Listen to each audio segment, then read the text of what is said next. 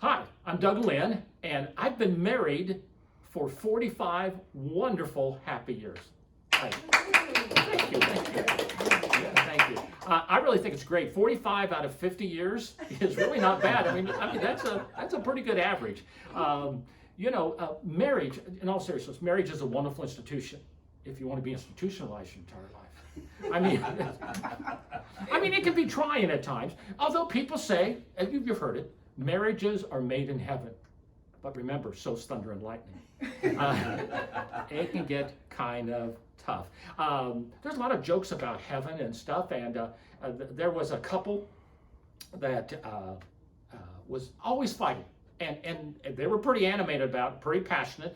And so they were in the car, they were driving along, and they were just bickering and picking at each other. And all of a sudden they were losing track of what they were doing, and they went off the road and hit a tree. Tragically, the husband died first. I mean, it was so sad.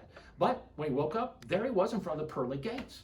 And he thought, wow, I didn't think I'd ever make it this far. So Peter kind of motions him over, and he said, wow, I'm so thankful to be here. He said, well, before you come in, there's going to be a test. And the guy goes, oh, man, I was not very good in school. He said, we know that.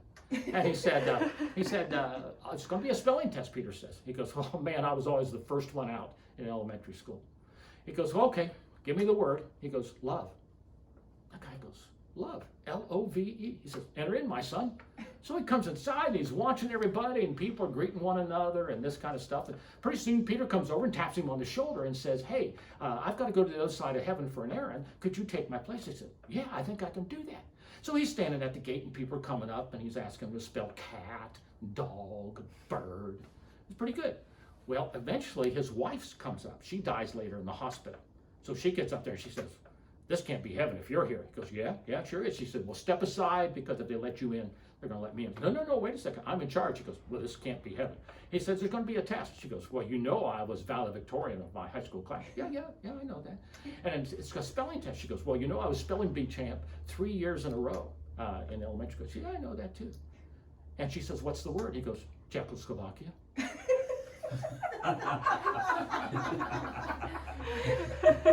There was another couple that had tragically died in a car wreck, and they both went to heaven.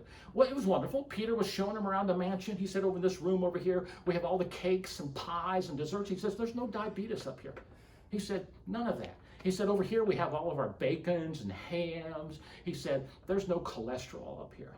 So he was throwing through all the rooms and all the delicacies, lobster and shrimp. And the wife looks over at the husband and says, hey, you look kind of down in the mouth. What's wrong? He said, if you hadn't been feeding me that darn oatmeal all these years, I'd have been here sooner. All right. I found, I've been a counselor for a lot of years, and I find that opposites attract before marriage. But I've also found that after marriage, they irritate. And that's the problem. We have these times when we just think, what was I thinking? I was at a party and I overheard, well, I was actually at a football party, so a bunch of us guys were sitting around watching football, and the wife came in and she was bringing in, refreshments, and she said to her husband, she said, I was a fool when I married you.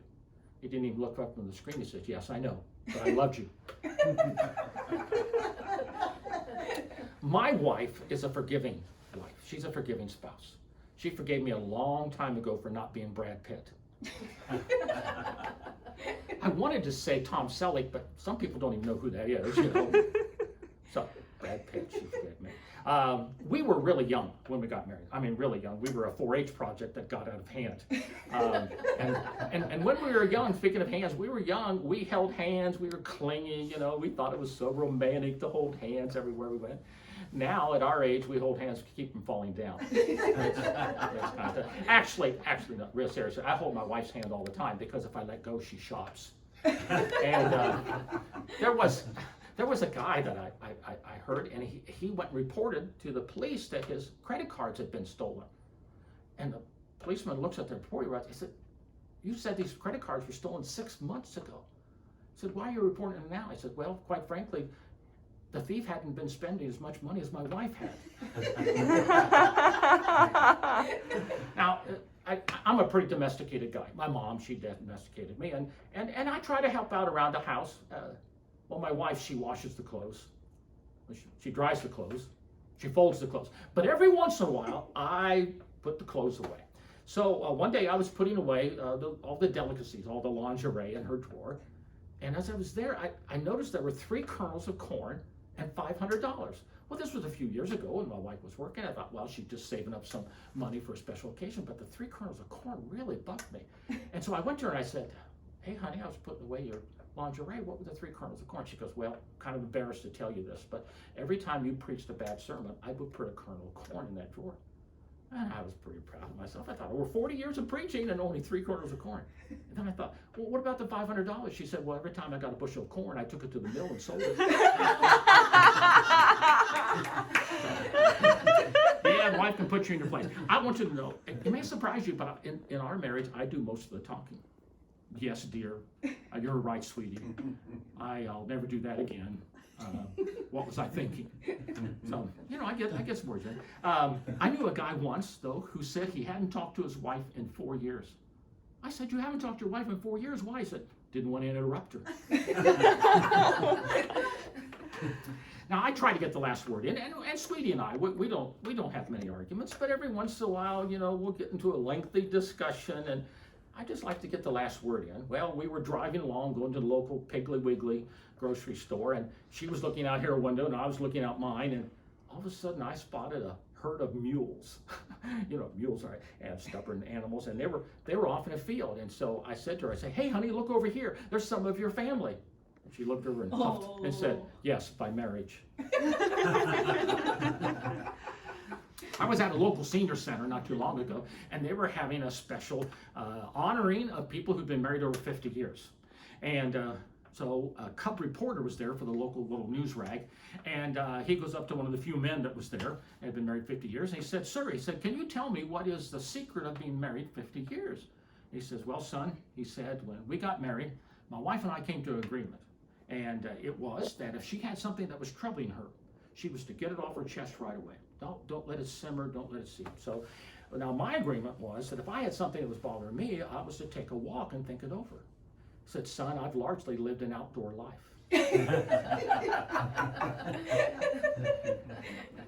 As I said, I've done a lot of marital counseling, and one time a couple came in, and it was an older couple, and it seemed to indicate that they wanted a divorce. Well, when they came in, I couldn't understand. What was going on, and nobody wanted to say anything. So I said to the husband, I said, what's the problem? He said, ask her, she knows everything. So she started hemming and hawing, and I finally, just in frustration, I said, well, ma'am, does he beat you up? She goes, oh no, I get out of bed before he does. And I said, well, do you have a grudge? She goes, no, we have a carport. And I said, well, what kind of grounds do you have? And she says, oh, we don't drink coffee, we drink tea. So I turned to the husband, I said, I'm at a loss here. He said, me too, we can't seem to communicate.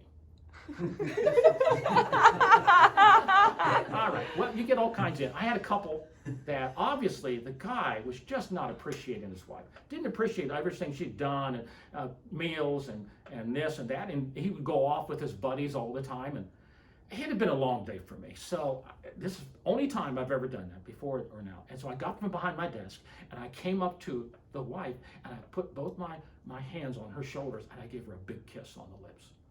And I turned to the husband and I said, she needs this twice a day, 5 days a week. He thought, he said, well, I can bring her in on Tuesdays and Thursdays, but I bowl the rest of the week. There was another husband and wife came in, and it was, they hadn't been married very long, but obviously they had a whirlwind romance and didn't know much about each other. Finally, in frustration, the wife turned to her husband. I said, I bet you don't even know what my favorite flower is. Yeah, I do. It's Pillsbury, isn't it? Some guys can be really, really insensitive. They are. I try to pick up on my wife's little hints and innuendos. Men really expect you to read between the lines, and women expect you to read their minds. So one day I was going out the door to make some calls, go to some meetings, and my wife said to me, she said, remember, today's a special day.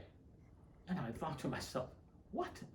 So going out, I thought, it's not our anniversary because it's tattooed right underneath my ring here.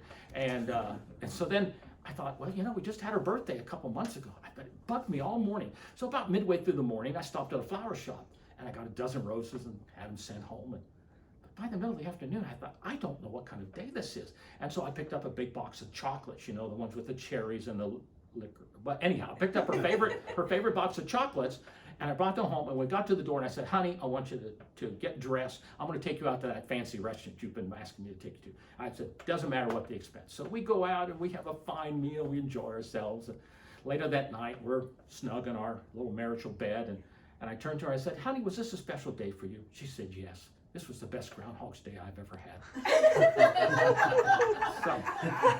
So, sometimes we miss those cues. Now, this is a true story. My wife and I were in bed one winter night, and we were all snug, and all of a sudden I had a gaseous expulsion.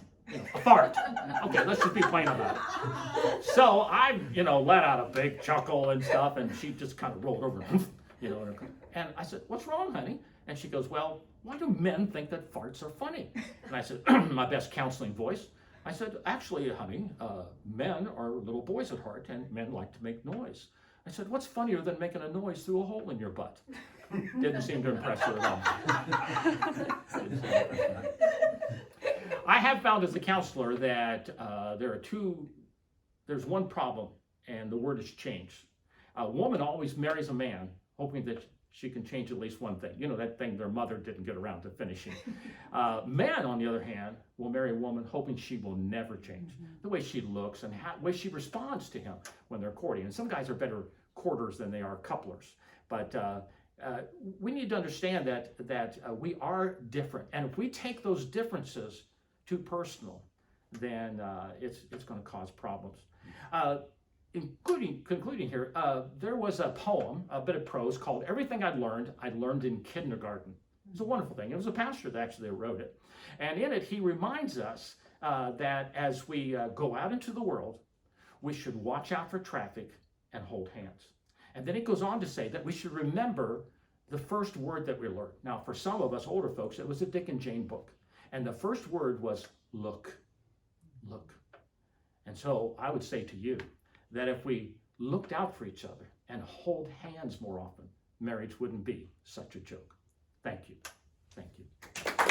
Now, before we conclude here, I want to remind everybody to invite you to join hands with Heartbeats for Life.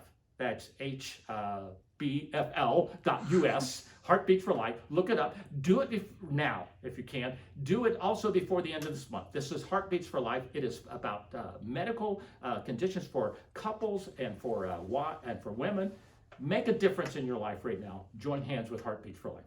Thank you.